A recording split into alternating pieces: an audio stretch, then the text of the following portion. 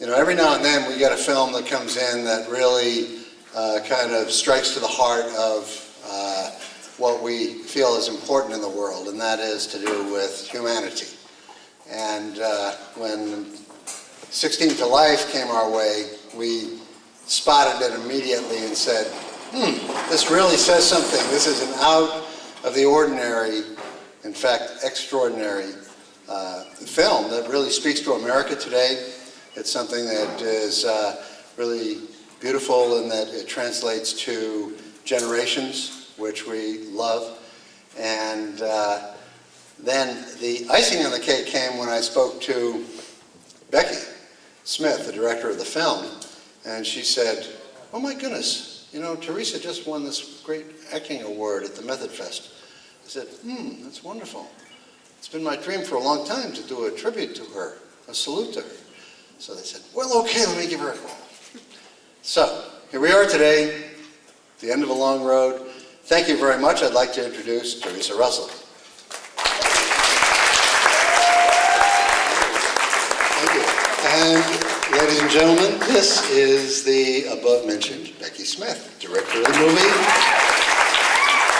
And in fact, she put together a most beautiful series of clips and scenes from Theresa's work, which we're going to see prior to the film. So this is the salute to Theresa Russell, preceding 16 to Life. Becky, take it away. Thank you. When I first met Theresa, and I had really wanted to work with her, so it was an honor when I was told by her agent that she was interested in the film. So I went over to her house to meet her, and she was as lovely and beautiful in person as she is on the screen. And then she said, oh, I've been working on a film. Do you want to hear some of the music from it? And we went into a room where she was playing music, and it was jazz, and I love jazz. And I said at that moment, I'm writing a scene in my film where you sing jazz. And I did, and you will see the scene.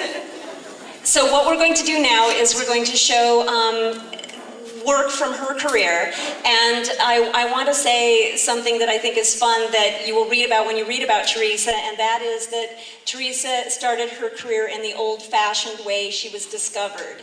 And she truly was discovered at the age of 18 as a gorgeous young girl in California by the great, great director Elia Kazan.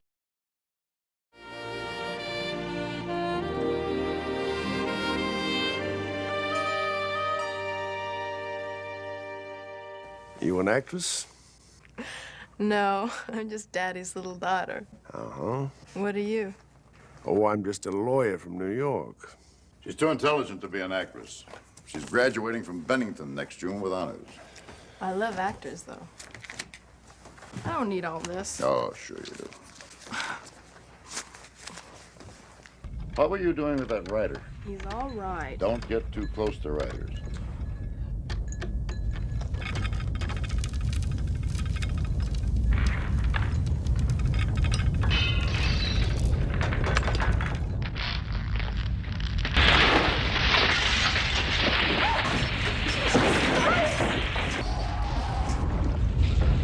Cecilia, you all right?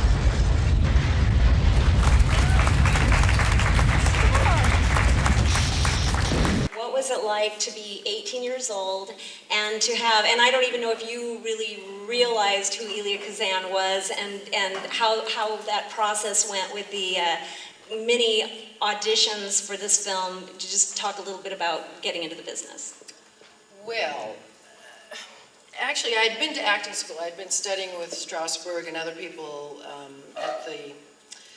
at the Strasberg Institute in Hollywood.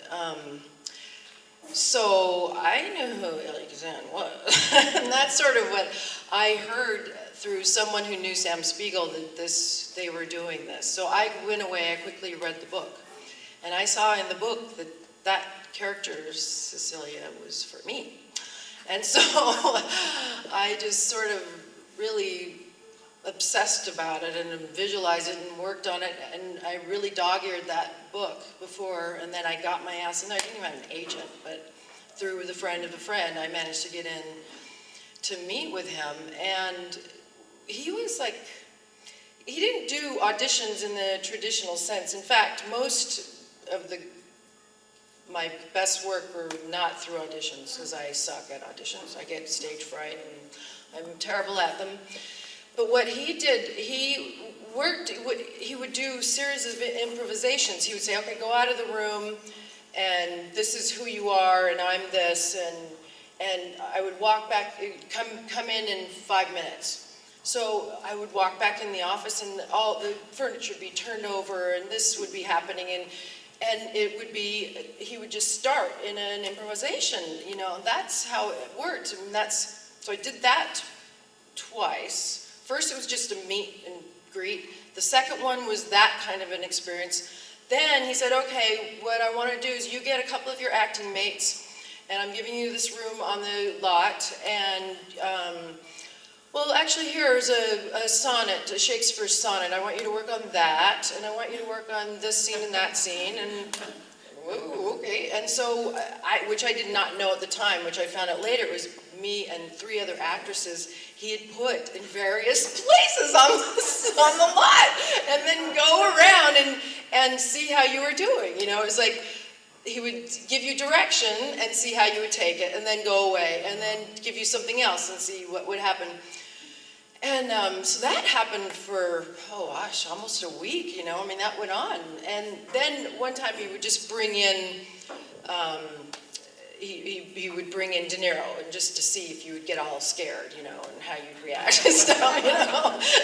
And then he'd bring in Jack, you know. It was like, see what that was like, you know. But I didn't get scared until I met Mitchum. Oh my God. I just thought he was dreamy. Even at that age, I just thought, oh my God, he was wonderful. And so that's how that happened. I don't know if I answered your question here. I love the fact that he had these different actresses around the set. I know, can you imagine?